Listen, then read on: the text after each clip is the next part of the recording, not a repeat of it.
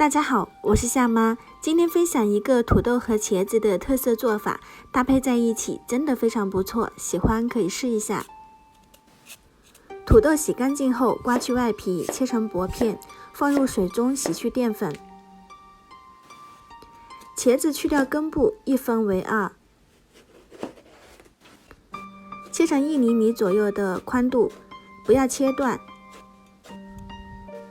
把土豆塞进缝里面，这样就可以啦。在表面裹上一层淀粉，油温7成热开炸。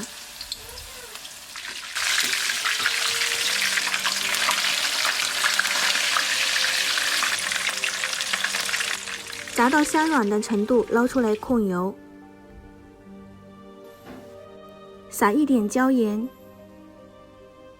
辣椒粉、孜然粉、葱花，再淋上生抽。土豆和茄子试一下这样的特色做法，非常的好吃又简单。如果不喜欢烧烤的味道，可以炒一点蒜蓉酱淋在上面，也是非常美味。我是夏妈，下期再见。